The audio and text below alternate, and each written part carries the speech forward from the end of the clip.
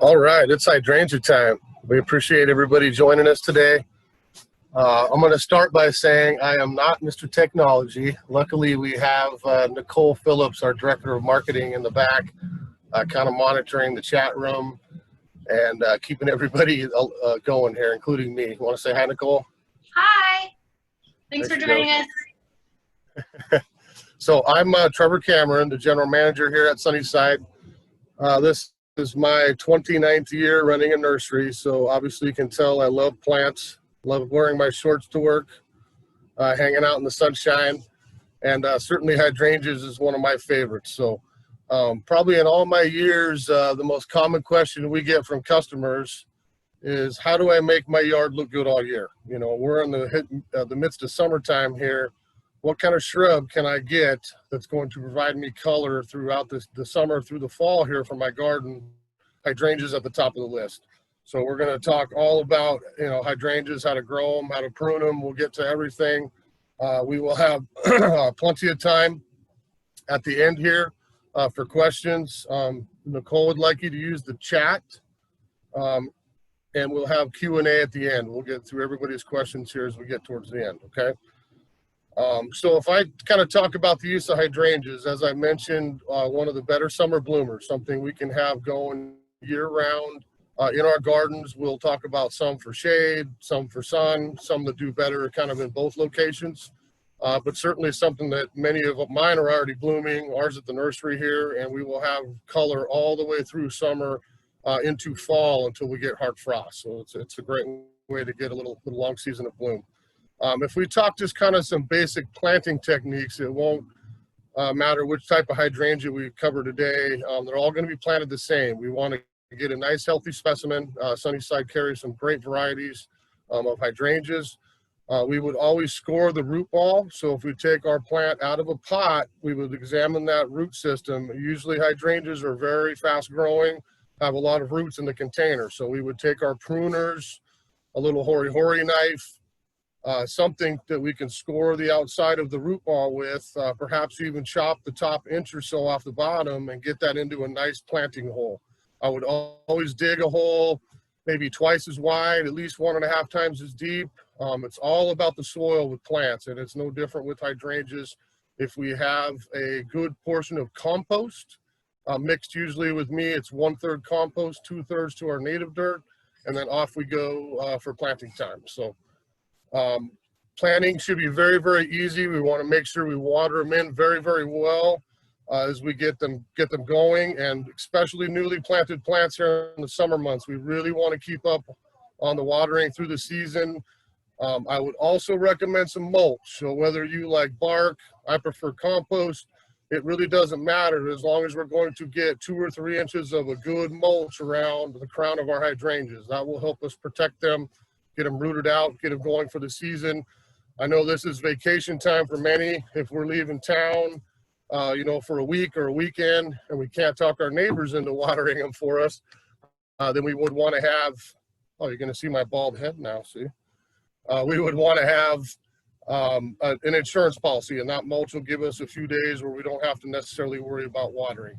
I would guess if you have a newly planted plant, this first summer, I would be checking them, probably 2 or 3 times a week, depending on where they're planted. Certainly the rest of the year we get enough rain, we probably won't have to do a whole lot of watering going from there, okay? One thing I will mention also about hydrangeas, if we're not going to go on the ground, a lot of the newer ones we'll talk about make great container specimens. So if we're going to plant them in a pot, we have to monitor the irrigation a little bit closer. So we would want to water them probably at least every other day, depending on how big the container is. The one thing I would really recommend is put some thought into the soil that you're going to use in the container. If we get a typical organic potting soil, we carry Edna's Best, E.B. Stone brand. It's a great potting soil, but it would be pH neutral. So as long as we'll get into talking about pH and changing colors and things, Edna's Best would keep our plant more on the pink or the red tones when we're talking about color on typical round mop head hydrangeas.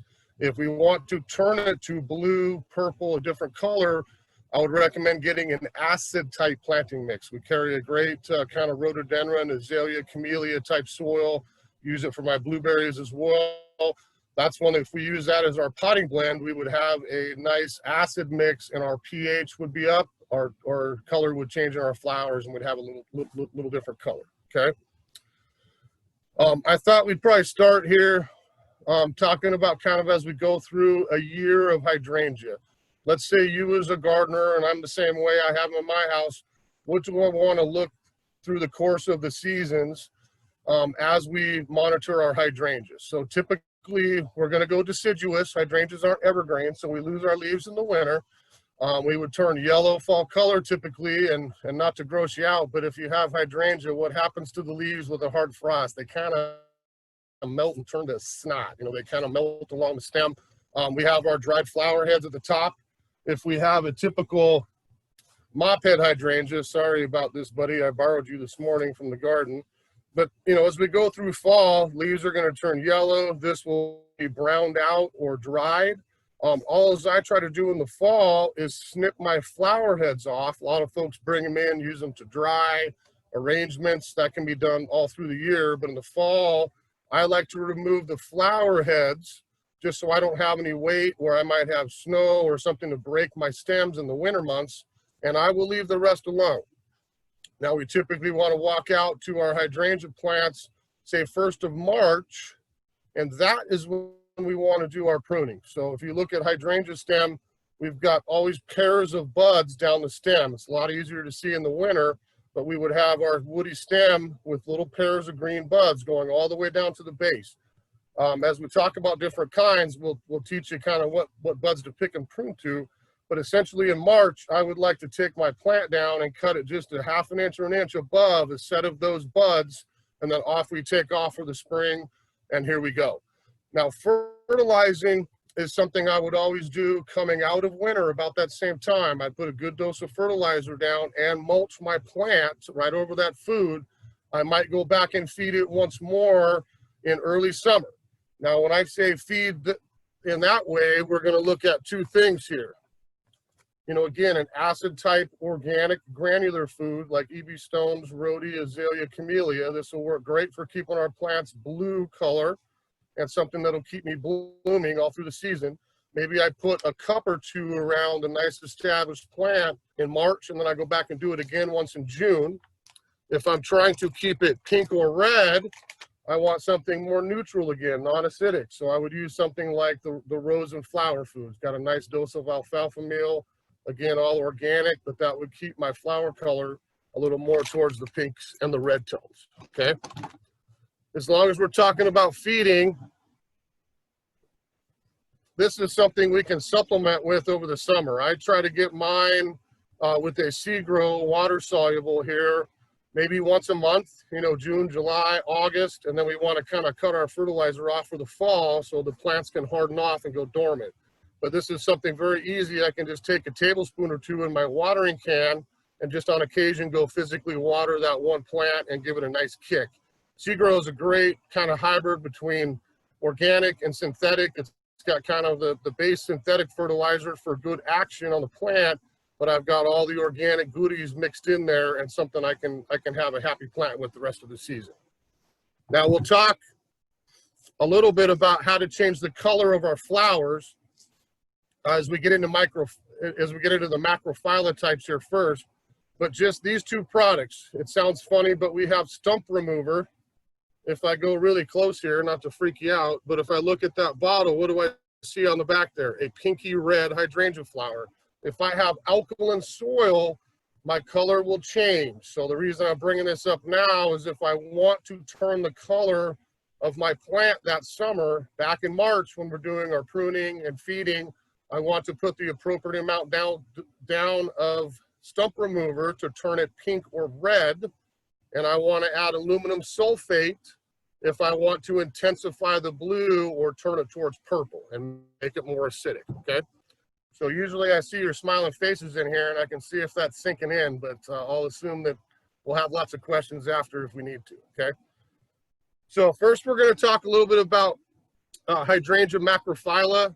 I hope everybody was able to access the information sheet that I wrote up for the class. It'll give you some good basics. on some tips and varieties and kind of some ideas there. If you don't have one, we can certainly let us know. We can email it to you after the class. I have a copy here, and I won't read it since you have it. Excuse me. I'm in the greenhouse, and it's getting very warm in here, so we'll keep going and drinking some water, right? So hydrangea macrophylla, if I was to kind of simplify that, we think of our big leaf hydrangea, something with big dark green leaves and round flowers. Up here in our neighborhood in the Northwest and Western Washington, we all have acidic soil. So this is something that typically is going to be blue, light blue, dark blue, cobalt blue, purple, some shade. I very rarely see anybody with soil that is alkaline or has a higher pH. In that case, the flower would be pink to red in those tones.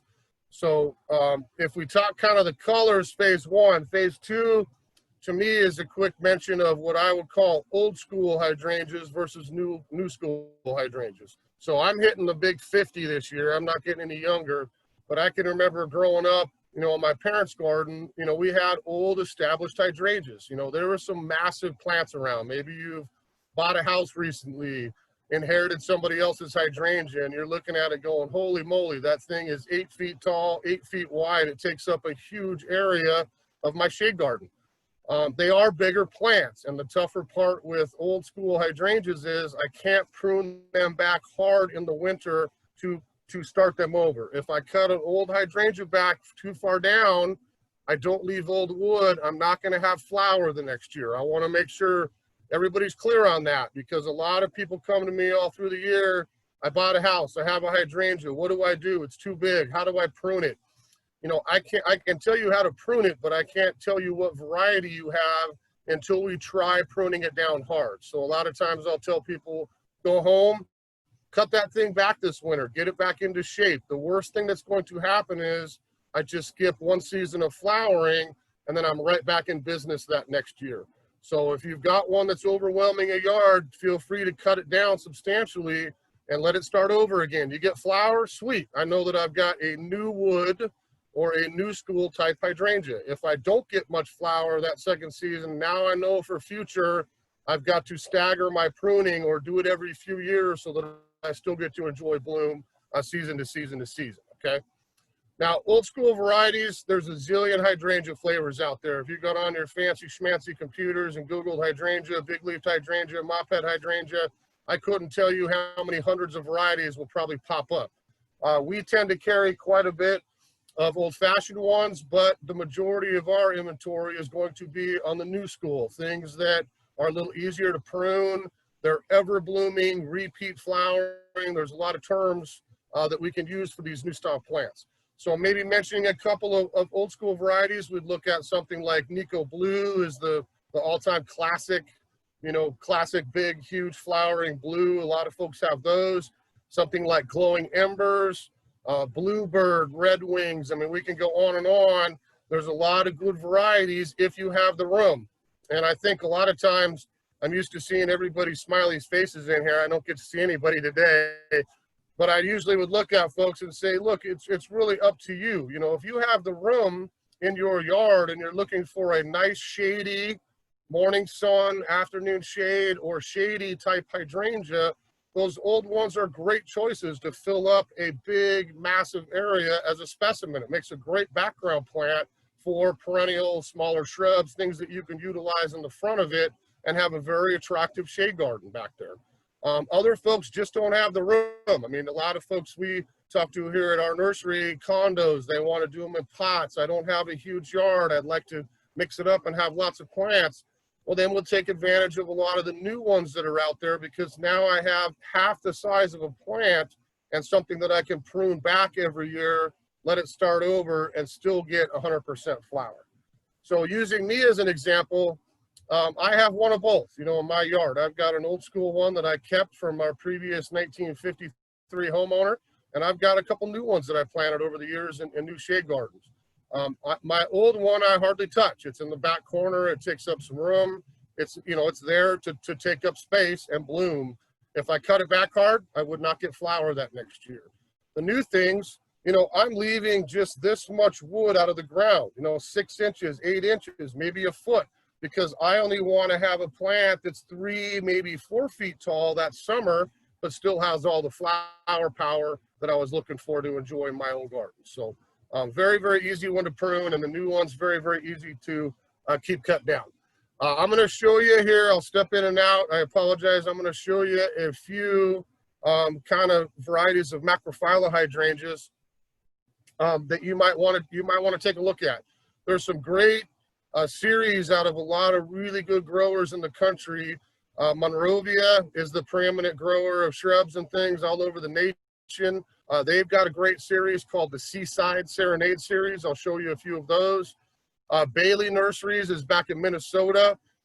They've done probably they were the original ever blooming hydrangea. If you've probably seen the bright blue pots around, they call it the Endless Summer Collection. A great name, aptly named, because I'm going to buy that. I've got an easy hydrangea to grow and something I'm going to have ever bloom, endless summer bloom the entire that season and year after year. So let me show you a couple here.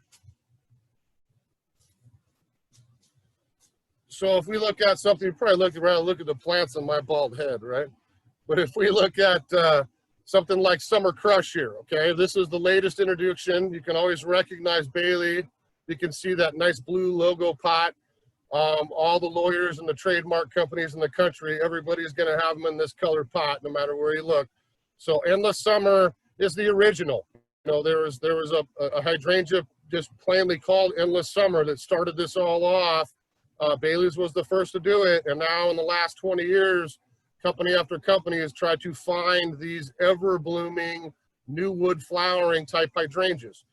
This is, like I said, Summer Crush. This is the latest introduction and probably their best one. It's got a big flower. It's a small plant. You can see this is a gallon or 8-inch plant. Look at the size of that thing with the monster flowers. Now, we talked a little bit earlier about our soil. Now, what has happened to this guy? He's blooming pink. Up here in Washington, or Washington as we call it, this would turn blue in our yard, blue to purple, depending on our soil pH. If I want to keep it this color, normally I'd ask the class and make you answer, but I'll tell you, you got to get the stump remover. So something, if I planted this in the ground, I would be applying 2, 3, 4 tablespoons, depending on the size of my plant, of stump remover to keep that one spot in my garden alkaline and non-acidic, then I will have this color. Now, if you've got time and you like to play around, this is something you could play with the color every season, year to year. Oh, that was too dark. Let me go lighter. I'd like lavender. I want light blue. Oh, I want to go all the way to purple. You can play with the color of these season to season to match your own taste. I love their tags. When you go look at these plants, I don't know if we can see that. They've got great information on the tags, but if I look at this color code right here, okay, that's going to show you the range. So if I look at a plant like Summer Crush, you can see I have skipped blue entirely. So let's just say I want to go purple, lavender to pink to red, like a raspberry color. I'm going straight for Summer Crush. You know, this is a particular one. That's my color scheme as I go through the season. Let me grab another one. This is another fabulous one in the Endless Summer. This is called Bloomstruck. Now you can see typical Washington acidic color on that guy. I'm already turning blue, lavender, purple. So if I look at my color code on that plant, that is my scheme. Lavender to blue to dark purple. So if I want more acidity, I'm going to go for the purple color.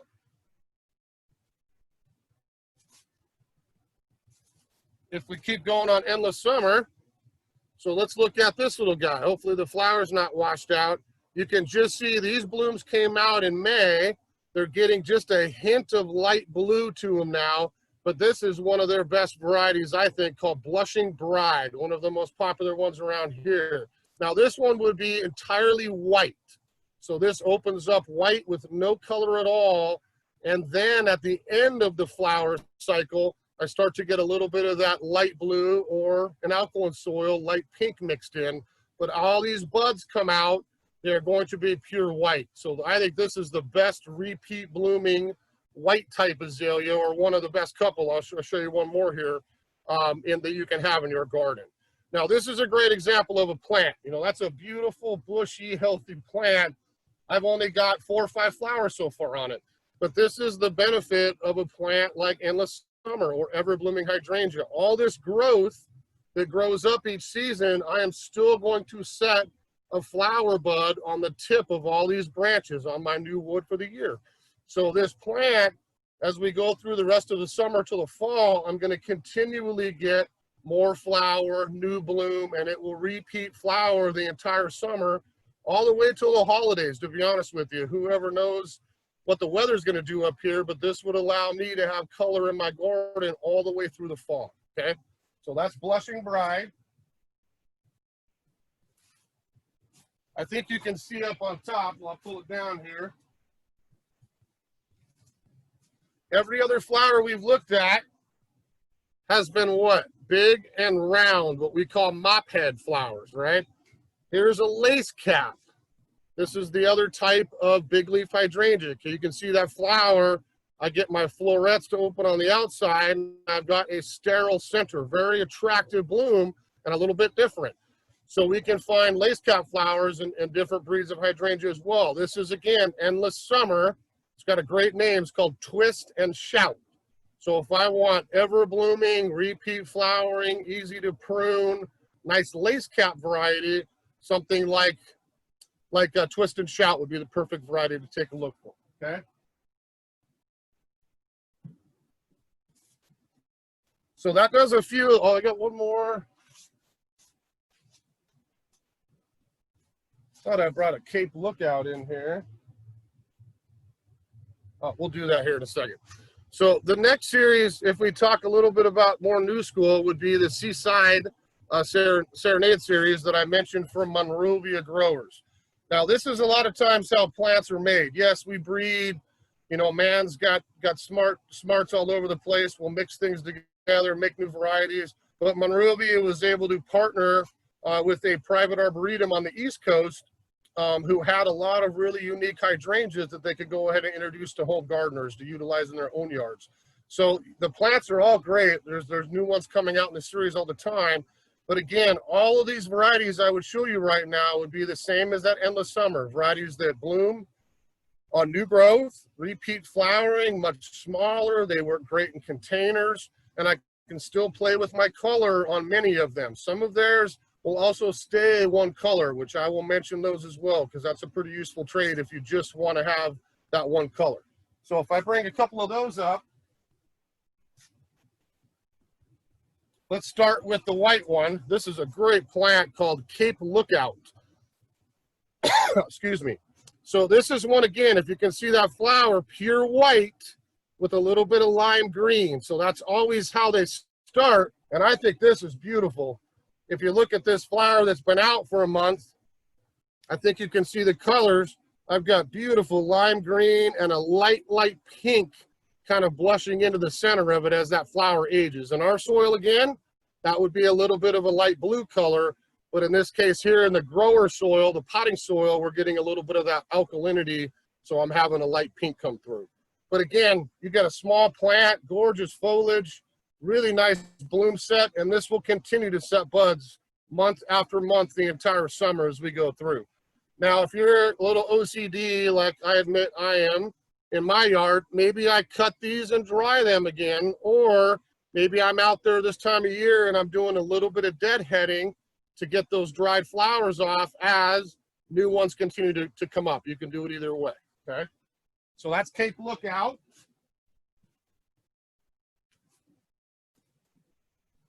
This is one of their more recent ones that come out, just starting to bloom. This is one called Newport.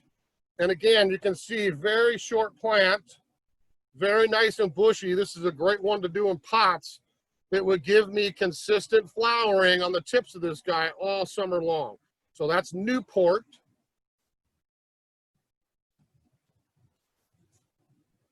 This is one that's a little harder to get usually from them. We just got some more called Cape Hatteras. And you can see again the similarity with maybe some of the Endless Summer varieties. This is one here that I would go more ruby red if I had alkaline soil, if I acidify my plant, I'm going to get more towards that dark purple color. So I can play with the color on that one just as well as the other. If you can see, I'm not going to pick it up because it's huge, but if you can see this plant right here, they were able to give us a couple of stock plants. That's in a 10-gallon pot, so that's an old plant. But you can see that plant is only about 2 feet tall. It's about 3.5 feet wide. And if I was to bring out my abacus here and start counting, I'm probably going to get, I would guess, over 100 flowers on that plant right now. So that's Martha's Vineyard, but it's the same idea as all of these different Seaside Serenade varieties, that I'm going to get a really heavy bloom set on a much smaller plant that I can control with pruning and have ever blooming flowers all through the fall. So that's Martha's Vineyard. Now, if we look at a couple a little bit more unique ones, this is one I added to my garden last year. This is called Fire Island. Now, we'll talk a little bit about some foliage color, but if you look closely at that plant, that's got some purple mixed in with our green. So I've added a little bit of foliage interest as well. Fire Island has got that pickety edge flower, white center, and it's going to be red around the outside. This will not change color like typical macrophyllus. This is one they're saying is going to stay red with white center. It won't matter if I'm an alkaline or acidic soil, it's going to have that consistent flower color. So I love foliage. You know, flowers come and go, as they say, but this is really pretty to have in the shade garden because now I've introduced a little bit of touch of that purple color. Back in spring, when my plant budded out this year, the whole thing is a really deep dark purple. And then as we go through the summer, more green comes in the heat, but we still have a little bit of that purple cast on the tips, okay? So that's Fire Island. This is the same idea called the Hamptons. You can probably tell these are all East Coast names, right? So this is the Hamptons and a little bit more pink on the outside, white in the center. The same nice pickety flower with two colors, but I've got the same growth habit, easy flower, just a little different flower tone when we look at the Hamptons variety, okay? Now, all of those different Seaside collections, when you look them up, you can find them on Monrovia.com. We've got information on our website as well on our hydrangea list. But these are all plants that I'm looking at getting in that 3 to 4 foot range, and that's it. You know, I don't have to have a huge old-fashioned variety again. I've got something that's only going to get 3 or 4 feet. They'll fill the spot in my yard, give me a nice happy hydrangea, all the summer color I want, but just be a little bit more manageable in size, okay? So let's look at a couple more macrophyllus. I always bring this one in. I think they should have named this Blue on Black if it was my vote, but this is called Blue Enchantress. So I've got a nice blue mophead flower to start to bloom. The difference with this, if you look, is I've got a black stem. So again, if you're into foliage, contrast, you know, playing off colors in your garden, this one in a shade or morning sun garden makes a really nice statement. Nice big grower, easy bloom, but I've got the black stem, kind of adds a little bit more interest, okay? If I show you one last series here, sorry about that. Now everyone probably recognizes that logo. It's taken over the plant world, Proven Winner. Annual shrubs, trees, they breed just about anything. I think their series of hydrangeas is pretty excellent. We've got a Let's Dance series. So we've got Let's Dance Rave, Let's Dance Rhythmic Blue, Let's Dance Moonlight, Let's Dance Starlight, a bunch of interesting names. We'll leave it at that. But all easy to grow plants. I can get lace cap, I can get mophead flower, and again, these are much smaller, much easier plants to grow that I'm going to have repeat flowering as I go through the season and not have to get as big, okay? So you can also look for those around the Let's Dance series. Just to show you one, it doesn't look any different when they're young. You can see that's a nice 5-gallon plant, but this is an old school glowing embers. So we mentioned the old ones, still great flowers, great plants. The difference, again, I want to make sure everybody's clear on that, is I just can't prune this back hard. So if I have an old endless summer and it's misbehaving and it's saying it's time for you to get cut in half, it's never going to hurt the plant, but I'm going to sacrifice the flowering that next season if I don't have the old wood to bloom on again, okay? So I think that's enough macrophylla. Like I mentioned on foliage color, the last one there, you can see the purple a little bit better. So Steve Smith, our owner here, was kind enough to write a little article on hydrangeas last week, and that's what he mentioned was foliage color. He's a lot like me in that I'm going to get a nice flower on all these plants, but if I'm into contrast and different foliages in my garden, I'm going to look for something that's got an interesting foliage as well. This is Miss Sayori, which is a great flower. We looked at Fire Island. Flower looks a lot like that, but I've got a little bit more purple in my plant, again, on something that's only going to get in that 3, maybe 4 foot range during the course of a season. You know, a little bit more manageable inside, okay? The last one I'll show you, if you're really into cool stuff, is look at the flower of that pistachio. It's like in 3D. I just put it right in your face, right? So pistachio, you can see lime green, raspberry, all kinds of funky psychedelic colors going on that flower. Again, a shorter grower that will bloom on new wood like these new ones. But if you're into something a little bit different, pistachio is a pretty cool little plant. That's kind of a fun one if you like a little different colors. Okay. All right, so let's move on to the next. I just wanted to mention, if you're looking at our list, we have Hydrangea serrata listed, okay? Excuse me while I take a drink here.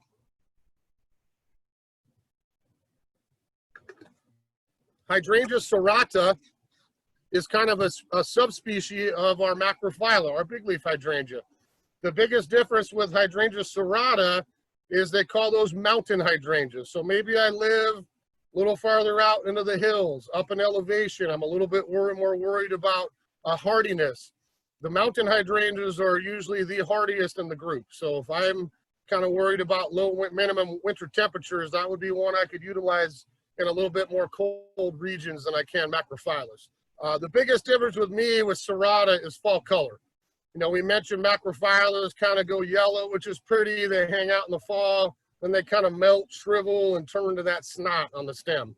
Serrata is one that we would get a very good bright red, burgundy, some other fall colors, and typically serratas are going to have lace cap flowers. So if we go old school, something like Bluebird, that's a great old-fashioned variety that makes a massive plant. You know, not as tall, but a big, wide, dome-shaped hydrangea. Maybe I grow as tall as me, about 6 foot, but I might be 8 feet across on a beautiful specimen in an old garden. So serrata, man, you just think of that as maybe a little bit hardier and something I would get superior fall color to with the lace cap flowers, okay? Hydrangea arborescens. This is where I'll pause and apologize. With everybody, kind of half the world shut down, I don't need to go through that. Nurseries have been extremely busy this year, and growers consequently are out of a lot of things. I don't have even one hydrangea arborescens left on the property at this point, but if you know what I mean, these are your huge softball to basketball flowers. So if you think of an old, they call them smooth hydrangeas, you see them a little bit more maybe in the Midwest because they're very cold hardy, something I can clip into a hedge even if I don't mind a deciduous hedge. But these would be big white flowers, traditional arborescens. So like Annabelle was the first one. Now you've got a lot of new ones that have come out, mainly through that Proven Winners logo, the white pot. We would have some plants like Mini Mauvet, Limetta, Wee White, Incredible is the biggest flower I think I've ever seen. They'll get that up to like basketball size when we get an old plant. All those smooth type hydrangeas take a lot of heat. They take a lot of sun, not shade, and something, again, I can clip into a hedge or not use as a nice specimen in my garden. But we will want to make sure those go in sunshine versus the shade, okay? Hydrangea quercifolia. I apologize to him this morning as I borrowed one, but now I've got a little bigger leaf. So if you look at that foliage on that, a little bit more oak leafed, which is where that name quercus comes from. That's our genus of oak. But Hydrangea corkifolia has got a panicle style flower. You can see an open style flower. It's always going to be white. And then as we go through the summer, month to month, this will turn light pink, dark pink to a rosy, even rosy red color as we get to the fall. So this one will never go blue. It doesn't matter on the pH. It's different than the other ones we've talked about, but this would be the nice flower power for oak leaf style hydrangea. Now the difference probably with this one again is fall color. This gets spectacular colors in the fall: burgundies, reds, orange, yellow, kind of the whole rainbow. And you can pick a lot of different varieties. There's dwarf ones, which don't think of a little foot tall plant. Dwarf in this world's again in that 3 to 4 foot range. And I can find older ones that would get 5 or 6 feet and even wider as they grow. Oak leaf hydrangea, I think, is one of the better plants for year-round interest. Nice bloom, clean foliage, great fall color. And if we had an old plant and we looked at the wood, it gets a beautiful cinnamon kind of colored peely bark. So it almost looks like a paper bark type maple in the wintertime for a little bit of added interest as well, okay? So oak leaves are out there. We carry a number of varieties here at the nursery, but that's another one you should be able to find fairly easily. Now, if we get into that second major group of hydrangeas, they call them Hydrangea paniculata. So we kind of cheat and we say PG hydrangea. So if I say PG, that just means we're talking about clematis, or thinking of a different plant, Hydrangea paniculata. So PG hydrangeas are big cone flowers, okay? So I apologized again. I borrowed a stem. But this was at the top of about an 8 foot tall one getting ready to flower. You can see the panicle sized flowers coming out right now. This is one called Limelight. So Limelight is going to turn lime green. The flower will get about that big when it's open. It's a big flower. And then it'll be white in a couple weeks. And then a couple more weeks, light pink, medium pink, darker pink. And as we get to fall, all the flowers look pink, not white. So they've always got that color progression as we go through the summer. PGs all love sun. I can grow this in morning sun, afternoon shade. I could grow this in afternoon, morning shade, but this is not one I would put in the shade. You're going to get a little leggy and it won't be as happy. These don't mind as much sun as you have. That's an easy one to grow for sun. But one of the best things about PG, if I borrow my pruners here, I'll reach down, hold on, is let's pretend, you know, we're out to the fall or we're in March again and we're talking about pruning. Every PG hydrangea blooms on new wood. So I don't care how far you cut it back, it is always going to regrow and always going to bloom that next summer. I have one in my own yard called Little Lime. I didn't quite want 6 or 8 feet tall on Limelight. I wanted something more chest level, 3 or 4 feet. So I chose Little Lime years ago. I could walk out in the winter and pick any set of buds. If these didn't have leaves on them, let me borrow those. I would have 2 swollen flower buds here. I could cut right an inch above of that. I'm pruned. I could go down another one or another one. It really doesn't matter. The coolest thing about these is, again, new wood flowering. So that gives me as a gardener total flexibility on size. I don't have to let it get so huge. If I want it to, great. If I want to keep it down, I can as well. So PGs, good fall color, good for sun. I think most people think hydrangea want to have shade, but that's a great one you could utilize in sun. These have been really popular the last few years. There's a lot of good varieties. Hydrangeas are getting to the point where I could probably carry 50 varieties of PG and we still wouldn't have every variety that everybody wants to have in their garden. So there's a lot of good flavors out there. I'm going to show you a couple of them here.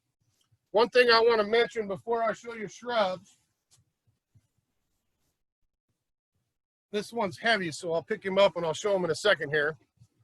Now, one of the most common questions I get all year long, whether it's spring, summer, fall, winter, is a customer walks into Sunnyside and says, I'm looking for a flowering tree. Oh, great. Well, what are you looking for? How big do you want it to get? Oh, I just want something 6 or 8 feet tall, which is really not a tree. They're looking for a large shrub. So PG works as a shrub, but if you want that single trunk tree look that's not going to overpower your yard, the PG hydrangea trees are fabulous. So if I look at this big old specimen here, I'm 6'3". This is a little taller than me already at this point.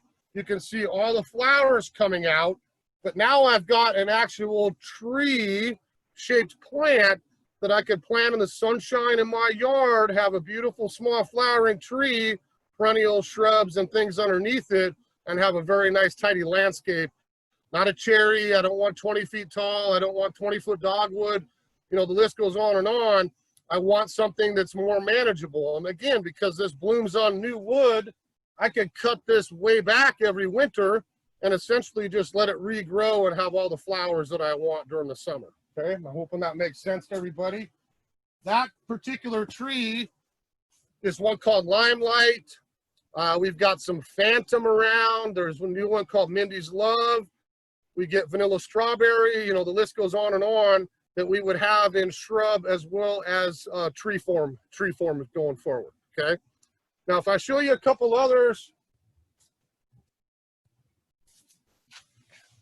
in the PG range, you know, so here's a typical PG that's blooming right on time. This is one you'll see in the first editions pots put out by Bailey Nurseries.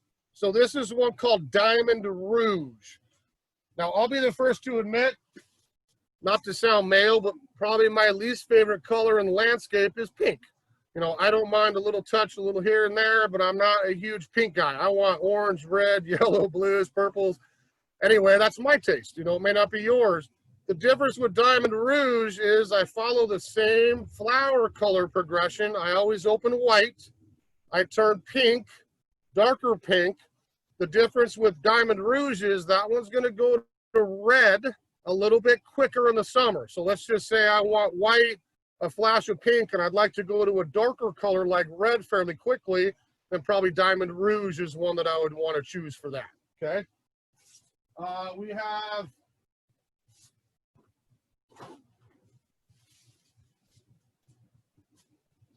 a plant like this. Can everyone see that?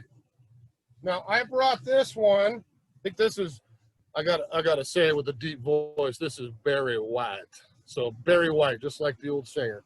So if I look at this plant, that's panicle hydrangea, you know, big cone-shaped flower. I chose this one on purpose because what am I already seeing? I'm seeing that light pink blush come in on the white flower.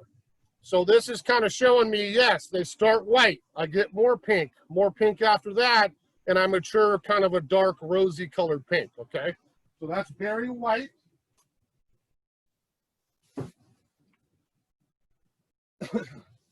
Here's the one I have in my yard. You can see a little shorter, a little bushier.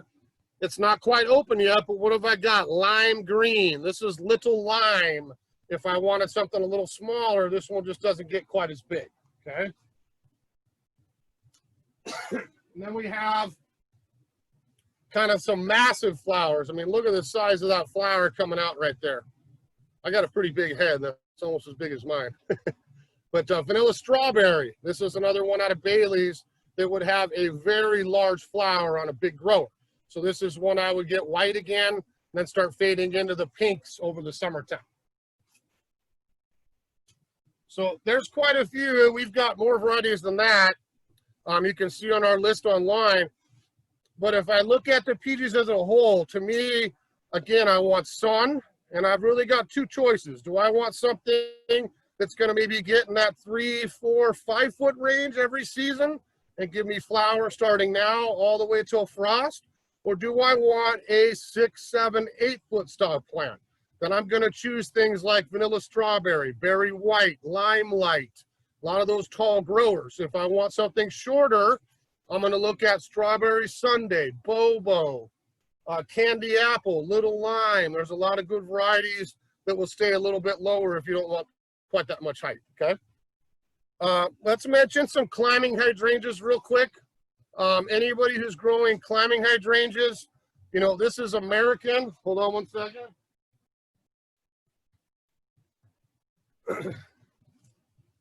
So this is a really nice, healthy American style hydrangea, the Anamala petiolaris. You can see a couple of the spent flowers, they just bloomed. This has got a white lace cap flower. They get great yellow color in the fall. And if you can see in the pot there, or look online, that's got some really interesting bark. You know, I have this in my yard trained as kind of a bonsai and an obelisk because I think they look cool in the wintertime. It's got the papery bark maple, peeling bark to add some interest.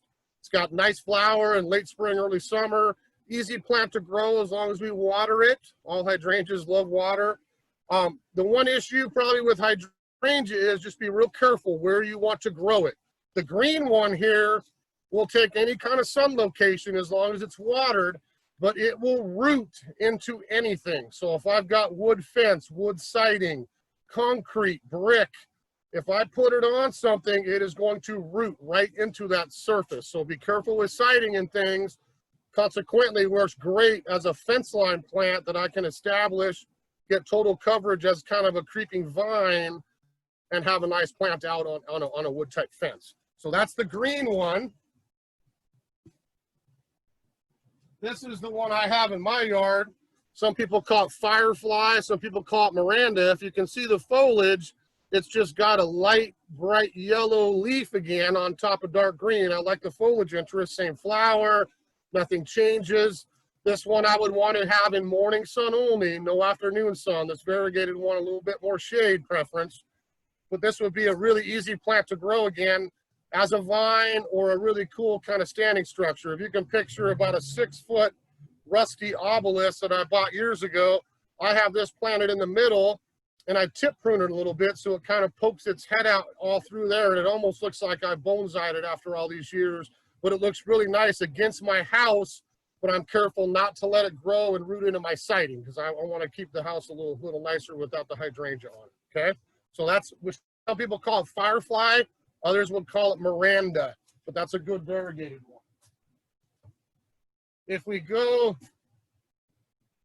one last style, now this is the only plant that we talk about today that's actually not in the hydrangea genus. So this is going to sound really funny, like I'm crazy, but this is called schizophragma. Should be a nervous disorder of some kind, right? So if we look at the leaves real close on that, this has got variegated foliage. This is one called Moonlight. This would love shade, not afternoon sun at all, but something I will get the same lace cap white flower. This is what we would call Japanese climbing hydrangea. So we have some beautiful ones. Steve planted on his fence years ago. Again, root right into the wood on the fence, make a great barrier or a vine to grow in the shade. Great flowering, you know, over the summertime when you get an older plant. But just remember, this is one they call schizophragma. It's kind of fun to say a little bit, right? Okay, well, I think we're almost done. If I mention one more, it would be Hydrangea aspera. Now I got one here. Okay. And everyone see that plant? Got big foliage, a little bit of purple going on it. So Hydrangea aspera is a mountain type hydrangea that's native to some portions of China. So the original one has got big green fuzzy foliage, looks a little bit tropical if you ask me, very cool leaves. This is one that Dan Hinckley introduced a few years ago called Plum Passion. So we carry this through Monrovia, but if I want kind of a nice panicle flower on an older plant, he's got to get a little older to bloom, but I want that purple cast leaf again. Sorry, I'm picking one off. Sorry about that, buddy. But see, if I look at that color, I've got a lot of purple on the underside and then kind of a greenish purple cast on top. So when you get an old aspera, you know, ours in Steve's garden is up about 10 or 12 feet. It's a big plant, but I can walk under it, almost have a small tree or a large shrub. I've got exfoliating bark, and I can look up and see some very attractive foliage with also the benefit of a little bit of summer bloom as well, okay? So that would be our kind of example of aspera. You will see some other varieties of those online. Usually the other one is Hydrangea aspera villosa. If I don't want the purple and I want a huge fuzzy green foliage with the same kind of silvery blue panicle flower, we would look for just a little bit different variety, okay? All right, So that's a lot of hydrangea information. I'm hoping everybody soaks some in. I just wanted to mention a couple things real quick before we take questions. You know, hydrangea, we're not going to make anybody learn any Latin, but if we just think of some basic vocabulary, hydra, water, hydrangea, why do you think they call it hydrangea? They love water. This is not anything to do with drought tolerant. We have to plant these where we're going to be able to mulch them, water them in the summer up here especially to keep them happy. Hydrangeas will dry out. I will say this, I drive all over around here. I've seen a lot of people plant mophead or the first one we talked about, big leaf hydrangeas in sun. I'm not saying it can't be done, but those folks are also the ones that bring in foliage samples. What's wrong with my plant in August? It gets reddish cast leaves, spots on it, sunburn. If you want a happy plant, I would recommend a half-day sun at the most for those big leaves. These other ones we've talked about, we would take a little bit more heat. But always give them plenty of water. Your hydrangea dries out, it's gonna let you know pretty quick. We sold a lot in the last 6 weeks because it's a summer shrub, and a lot of people have emailed or called back, what's wrong with it? It looks droopy, it's not getting enough water. We have to make sure these get irrigated regularly, especially the first summer or two. Once they get established, we'll have a happy plant going forward from there, okay? Always look at your shade. You know, my house is different than your house, is different than her house. My north side gets an awful lot of sun if I'm out up against the house. Yours may get 0. So look at your spots you're looking at planting hydrangeas and note where the sun is, morning, afternoon, all day, and pick the right one. Make your life easy as a gardener and allow that plant to thrive. Get the right plant for the right place is a great way to go. Again, to review, because I think a lot of people want to play with color. Aluminum sulfate makes my soil more acidic. I want darker blue, purple on mop heads. I want to add aluminum sulfate. If I hate blue and I want pink and red, it sounds funny, but I want potassium nitrate or stump remover, okay? Same thing, look for that bottle. You'll see that little pink-red hydrangea picture right on there, okay? You know, make sure, again, I mentioned at the beginning, a lot of people, when I do the class in person here, I'm able to look people in the eye and say, hey, what's your, and answer questions. They always ask, how do I prune my plant? My first question is, well, which one do you have? And if they don't know, just remember, sacrifice for a season and cut it back. If you get no flower that next year, then you know going forward, I have an old-fashioned one, which is fine, but I'm not going to be able to prune it as hard season to season, or I'm going to skip flowering for that 1 year, okay? I think, you know, my wife sometimes will bring some in the house, but hydrangeas make great cut flowers. I mean, we'll get in the garage on occasion and have them hanging upside down late summer. You can shellac them, you know, the colors, you can play with it. Something you certainly can use as a cut flower or dried as well, okay? There's always new ones coming out. You know, we're getting to the point where I mentioned earlier, I can't carry 100 varieties of hydrangea. We just don't have the room. So how do we find, you know, different plants? We're running really low on inventory right now, but we'll get more. We're out of something, you come down here and shop, ask us for it. We got a wish list, we'll find it for you and honor the discount that I'll talk about here in a second. But we always are up to try new things. If there's something you can't find, let us know. I'll do my best to try to locate one for you, okay? And I mentioned earlier, again, growing them in a pot. You know, it's a great way to go for summer color, especially the new varieties that stay much smaller. Try them in a container. You know, it's an easy way to get summer bloom on, but I must watch the watering and pick the right soil. If I want pink, I want potting soil. If I want to go blue, I want to make sure I get something for acid-loving type plants. I'll mention this one in particular. Last year we couldn't keep them around. This year we got quite a few, but you can see how short that is. That's a nice 2-gallon plant. This is a variety called Pia, or we call pink elf. So I can play with the color again and make a blue elf.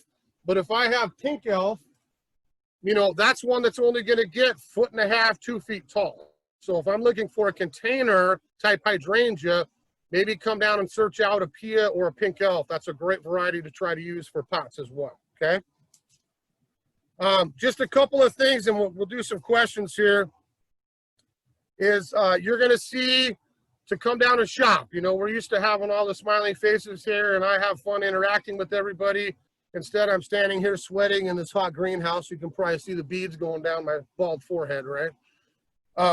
So I've got a discount. If you come down here and shop, you know, tell them you were at the class today. You know, you come in here and shop, you tell the cashier in their checkout, you're going to get 20% off on your hydrangea purposes. We always like to do a nice little class discount. Hopefully we learned a few things, come down, get a nice price on a cool plant, and then off you go in the garden. You've got a new hydrangea, okay? One thing I would mention here before I turn this over to Nicole for questions, you know, I appreciate you sticking with us today. You know, this is the first time I've ever done a Zoom class. I'll tell you, it's very strange looking at your face on a laptop, just to be honest. I wish I could see everybody's smiling face in here. Hopefully when the world gets better, we'll get back to having on-hand classes. I mean, this is a day I would have got to have 100, 150 people in here today and have a nice hydrangea discussion in a classroom. But, you know, the world is what it is, and we all have to stay safe. So I would say this, you know, please stay safe. You know, do all you can to help your neighbors, use social distancing. You know, we'll all beat what's going on in the world here at some point, but we got to be safe and good to one another here in the meantime. So thanks for joining us. I am going to stay home next weekend, but in 2 weeks, we're going to try this again. So Saturday, I'll be doing a class on summer perennials and pollinators. If you're interested in kind of some of my favorite summer perennials for long season bloom. And then Sunday, we're going to try doing a drought tolerant class. So if you've got hot, dry areas, slopes, don't like watering much, I'll give you some tips on kind of how to make your yard more drought tolerant.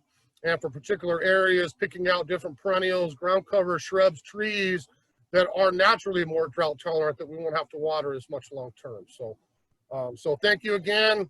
I'm going to turn this over to Nicole, see if we can get some questions. Can you talk about pruning on old wood versus new wood? A quick refresher on that. Yeah, so if I've got, she asked about pruning, old wood versus new wood. So again, if I take this branch that I borrowed, okay, from the macrophylla, if I've got an old wood type hydrangea and pretend we're in winter, all these have turned yellow and they're drooping down. Again, come to the winter pruning class because we'll do this with stems in the wintertime. But if I cut just the flower off or I go down a bud or two, I'm okay. If I go down here into wood and say you are way out of hand and I'm going to cut you back, I'm not going to hurt my plant. I'll get all the green I want come spring when they regrow, but I'm not going to have the flower that I had the year before. I hope that makes sense. If it's new wood blooming, I can cut wherever I want. I can pick any one of those buds up and down the stem. You can probably see, hold on one second. You can probably see better on the PG if I glue these back together with my finger. See, this is about, you know, a 3 to 4 foot branch right here. When the winter comes around, I could say deadhead, okay? I could prune there, I could prune there. I could go any above one of those branchlets, cut about an inch above at a 45-degree angle. Now I had one bloom this season. Next spring, 2 buds break. Now I have a double stem with 2 flowers, okay? So it doesn't matter PG or the mophead type or macrophylla. I can cut them back however far I want if I have new wood. If I have old, I have to be very careful, just a bud or 2 from the tip. Is it best to prune in the spring and fall? I would always, again, if we're talking just about our location, I have a feeling we have some people jumping on here from around different areas of the country, but in the Pacific Northwest, we get very mild winters. If I walk out at Thanksgiving to Christmas, say, my plant has probably gone dormant on a typical year, I cut the flowers off and leave the stems alone, because if we go through a winter where it's warm up here and wet, and then we get late frost, if I prune it, I'm probably going to have fresh buds come out too early. Then we get a hard frost, late February, early March. It's going to shrivel that growth, and I've got to go back and prune it down another set of buds, if that makes sense. Okay, so I would always go out in the fall and cut my spent flowers off, maybe tidy up the plant a little bit so nothing breaks in the snow, the wind, the rain. But I'm not going to go down for my own preference until March. So I walk out there first part of March, and now I can cut my stems back and off we go for the season. How often can you or should you apply the aluminum sulfate or the stump remover? Well, a little bit of that's going to be trial and error, not to sound vague, but at least we should do it coming out of winter and once more early summer. You may get to the point where you only have to do it once a year. If you've got a very sandy, well-drained soil that water's going right through, you might have to do it 3 or 4 times a year. A little bit of that's going to be dictated by your soil structure. But if it was me, I don't know if you keep a gardening calendar, a little notebook, something in the brain for down the road, is I would always walk out, say next spring, and say, you know what, I'd like to go towards a darker blue. Let me try 4 tablespoons around my plant in March. Let me do 4 more in June. What did my color turn out? Nope, I want to go darker than that. Well, then next time let's try 5 or maybe 6 tablespoons, or a little bit less, on the opposite end. That's too dark. I want a nice sky blue color. I don't want the cobalt or the purple. So you can always get a pH meter, if you really want to get science guy or science gal and just pluck that thing in the ground, check your pH of that particular spot in your yard. It will give you a number. Maybe I'm 6. Okay, I'm already acidic. I'm going to have blue. I want to get a little bit darker. I want to lessen that number a little bit. Yeah, it's going to be harder to stay above the 7 is neutral. It's going to be harder to stay up in that 8 range with something like lime. It just doesn't last as long. That's why the potassium nitrate, I think, works better for going the other direction. Were there new hydrangeas that came out this year? This year, Monrovia, the Newport is new this year out of the Seaside Serenade collection. Let's Dance came out with Let's Dance Rave was their new one, I believe, for 2020. Endless Summer, I believe, has got one in the works for 2021. I'm just starting to dig through our future program and order stuff for a year. Believe it or not, we got to order things 6-8 months ahead of time these days.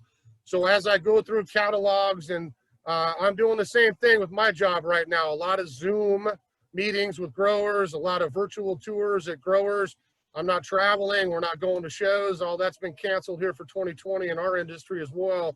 So as we go through some of that, I will have some better answers for you. We're always looking for the latest, greatest, but that doesn't mean that everything new has to happen every year. Why do I want that instead of this? That's always the game that I'm playing here, kind of as general manager or buyer, is why do I want that new hydrangea? Does it replace one I already have? Is it better than one I already have? Or is it totally different than other things we've carried in the past? So I will have a better answer for 2021 here in a little bit.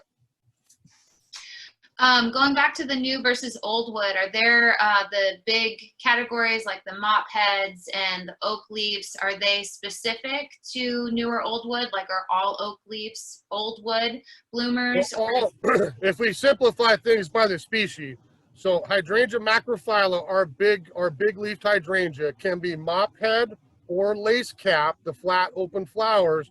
They can be either or. There's different old plants of both types. There's new generation plants of both types. If we look at oak leaf hydrangea, okay, those are going to bloom more on old wood. I can tidy those back a little bit, a bud or two, but if I cut them way back, they'll always grow, but I won't have as much flower that next season. The PG, the big summer cone flowers, which is a popular choice these days, those are always new wood bloomers. I don't have to worry about anything old wood with those. I can do whatever I want pruning, and I always have maximum flower year to year to year. How do you prune a broken branch? If something fell on it and it's broken, what should you do?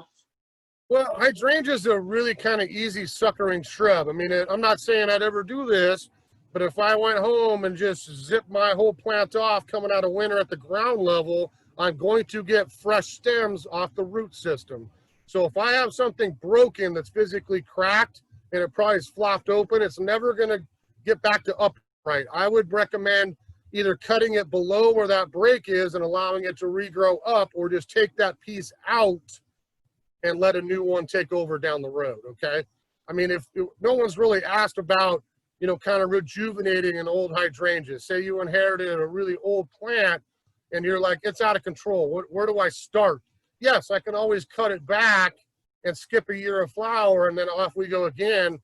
In the winter is when I would always look at structure. I'm looking at the crown of that plant. Do I have too many branches? Do I got something broken? Is there dead wood down there? That's the easiest time to get in and clean all that out, leave my good wood, and then off we go for another season. Do the deer like hydrangeas? Deer will nibble on hydrangeas a little bit. I'm not going to lie to you. I think deer nibble on just about anything these days, but hydrangeas certainly not one of their favorites, but hydrangeas would not be immune to deer. Are the hydrangea trees more difficult to maintain than the bushes? And can they also go in some sort of a container, like a half whiskey barrel? Yeah, hydrangea trees are, and again, because they're PG, the easiest things to prune in the hydrangea world. I think you'll be very easy to grow it comparable to a shrub. It doesn't change anything with the plant. It's just somebody has taken it off the ground to a trunk height and then let my bush grow on top of it. So I can prune it the same. You can certainly grow them in pots, but hydrangea's a lot of root system. You mentioned half whiskey barrel, Nicole. That's what I'm talking about. If I've got a big old, you know, 2.5, 3 foot wide container, 2 feet deep, I pop a hydrangea tree in there, I'm going to be good for a lot of years. At some point, it's still going to root out that container, and I have to pull it out in the winter, do a little root pruning, replant it. If you're like me, my wife would attest to this. It's the constant recycling of, ooh, I got a new tree, put the old one in the yard, give it to a friend. Now I can put my new one in my pot again. So you can, yes, grow them in pots, but you're not going to take home a hydrangea tree and grow it in a 5-gallon container or a little 18-inch pot. We need something more substantial. Can you take a hydrangea shrub and form it into a tree? If you Absolutely. On the paniculatas mainly, you're not going to have enough wood strength on a mop head to do that with. Paniculatas, yes. The problem is going to be when you buy a shrub, they're always multi-stem, 2, 3, 4 trunks. If you're going to spend the money to buy a shrub and cut 90% of it off just to leave one stem to train up, it'll take you a little while to do it, but certainly can be done. The benefit with buying one that's already done is somebody's already spent, you know, 4, 5, 6 years getting that thing into a nice, perfect, thick trunk that'll support the plant, and then off we go, instantaneous satisfaction. Can you talk about common pests and diseases for hydrangeas? Common pests and diseases. You know, hydrangeas, as far as disease, I would watch maybe a little bit on the powdery mildew and some leaf spots. Nothing ever life-threatening. You know, if I had, you know, a hydrangea that was really congested in a shade garden, air circulation means everything so I don't have to spray, but I don't have to go get murder, death, kill. You know, there's some great natural type fungicides. Copper is a very useful natural type, even neem oil. There's a zillion sprays we could use for something simple like mildew or leaf spot. I always say this, if we're talking disease and insect, I would like you guys to send a picture or bring a sample of it in so we can make sure what you have. I hate sending people home with something that may not fix their problem. So if you've got a sample or an idea of what you have going on, bring it down, take a picture of it, attach it to an email. We can blow it up, look at it, send you an answer, and then give you a couple of remedies for it as well. There's always going to be a chemical solution and probably a couple of good natural solutions. So we give you a little bit of both. As far as bugs, you know, aphids get on everything. I don't tend to fight aphids. I should knock on wood here somewhere on mine. The one thing I would probably watch out for, especially in spring, on the macrophyllus in particular, is we grow them in shade. We want to watch for slugs. So I know on my fire island I put in a couple of years ago in a new shade garden I did. I walk out once the same time in that early March time frame, do my feeding, adjust my pH if I'm going to, throw some mulch down, compost around it so I've got a happy plant that summer, and maybe I'll take some Sluggo, you know, some natural iron phosphate, make myself a little rim around that plant so the slugs can't get in and eat on my foliage at all. Dividing and propagating. We have a lot of questions about that. Well, I can talk a little bit about that, but it's not that the plant police are ever going to come to your home. But you're technically not supposed to divide or propagate anything that's got a patent on it. So whether you want to do that, I doubt anyone will come find you. But we can do a couple of different ways with hydrangea. A really easy one to do is layering. If I've got an old plant with a lot of growth, if you've had hydrangea, we go up, we go out, we go everywhere during the course of the season. If I've got a nice healthy stem and it's hanging towards the ground, let it fall down to the ground, stick a little rock on the branch, get a handful or two of compost, make a little pile right there, and just leave it. I can walk back that fall, that stem will actually root into the soil. I can go back to the crown, cut that branch off, and boom, I've got an exact clone or piece that I can take and plant somewhere else in my garden, give it to a friend, whatever your purpose is. If you're going to divide them, yes, if I've got an old established clump, I can get a sharp shovel, you know, different devices, and I could technically split that root ball and have multiple pieces to go move around. I would not do that on a young plant. You know, if you just put one in the last year or two, let it go for a while, then you should be able to divide it that way. And certainly you can take some cuttings. You know, you would get rooting hormone, really well-drained potting soil, and we could take cuttings and try to get some of those to root. But layering is a real easy way to go, especially if you're moving, trying to preserve your plant, whatever. That's a pretty easy way to go as well. We've gotten a lot of questions about people who have established hydrangeas and they're not blooming as well as they used to, or the blooms are really pale. I would go for straight for fertilizer, number one. So if those plants haven't been fed, I would put a big dose of granular organic fertilizer.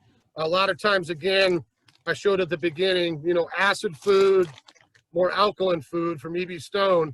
If I put a dose of that down, the best thing with organic is I've got all those extra goodies in there, humic acid, things that'll activate microbes in my soil. I'm going to have a happier plant. If they're not performing well, typically to me, it always will go back to the soil, lack of nutrients, something like that. So I would always get food down right away. And you may really look at your plants this winter when they go dormant. You can always take a fingernail or your pruners and nick wood. Is this alive? Is this dead? Is this alive? And I bet you go into the crown and you clean up all that old debris that's not doing anything, make room for some fresh growth, you're probably going to have a happier plant. If it's not blooming, it could go back to that same discussion. I would ask you, if you were here, when did you prune it? How far did you prune it back? Do you know what it is? How long? You know, there's a lot of questions to ask, but think of it that way. Is it a new wood bloomer or an old wood bloomer? If you cut it back in half coming out of winter and you got not much flower this year, I can promise you have an old wood bloomer, and that's one we're going to have to be careful on pruning. If we cut it back, we sacrifice flower for a year. Next year, you should have a bazillion blooms again. It's not going to affect next year at all, okay? When is the best time to fertilize and how often? As I mentioned at the beginning, I would always feed with a good granular in March coming out of winter, and then I'd always do it one more time early summer. If you really want to get it kicking, or it's been struggling for some reason, then maybe we go to something that's water soluble, and we can mix this up and apply that on our particular plant, maybe every 2 weeks, maybe once a month, kind of whatever your schedule is. And this is going to kick in a little bit quicker with the mix of the organic and the synthetic. But this has got that seaweed extract. So again, like the organics, a lot of extra microbes and goodies that are going to help your soil versus just putting down pure miracle grow. You know, it's just synthetic food. As soon as I water, yes, my plant gets some, it flushes right through, and then I'm not having the long-term benefit of something organic. Switching gears a little bit, the Plum Passion hydrangea, what's the difference between the Plum Passion and the improved version that they came out with? Well, Monrovia is all, and that's the reason I love Monrovia, is they're always looking for improvements. You know, Dan Hinckley found that plant in the mountains over in Asia, you know, quite a few years ago and introduced it. There's nothing wrong with the plant, but I'll tell you from looking at both of them the last decade is the original Plum Passion tended to get a little top heavy and wanted to flail open. It wasn't as sturdy a stem. It was a little taller, a little leggier, you know, if that makes sense. The new one, same foliage, same flower, nothing changed. It's just, you know, if I'm a breeder, you know, say Monrovia had literally, and I'm not exaggerating, like 5,000 of those plants on the property where they're growing them for people like us to buy, for you to come buy from a nursery. So I walk out one year and I look at my crop and I'm like, well, everything looks pretty consistent, but whoa, what's that one over there? It's just a little bit tighter. It doesn't have quite the legginess to it. It's a little more compact. Then we get a new variety. So that's where that is. That particular one comes from is just an improved variety of Plum Passion. The same leaf, nothing changed. It's just a little nicer growth habit. Excellent. We've got more questions about, you know, things that aren't blooming. One person said that theirs is blooming, but it doesn't have much foliage. Kind of wondering what's happening. Is it a fertilizer issue like you mentioned before?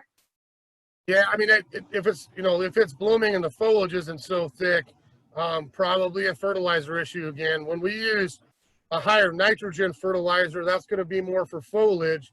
If we go higher on the phosphorus, a little bit of potassium, that's more about the bloom and the root system. So maybe you're going to get, if you're lacking the foliage a little bit, maybe you're going to get something a little bit higher nitrogen type food and not so much on the bloom side. Excellent. I think we're going to wrap up from here. There's been a lot of questions. Thank you, everybody. Again, if we didn't get to your question, please feel free to email us directly at sunnyside@msn.com. We're going to keep this up on our website, on our classes page, so that you can reference this recording for the next week or so. We really appreciate you all joining us, and we hope to see you here in the nursery. Thank you, everybody. Had fun.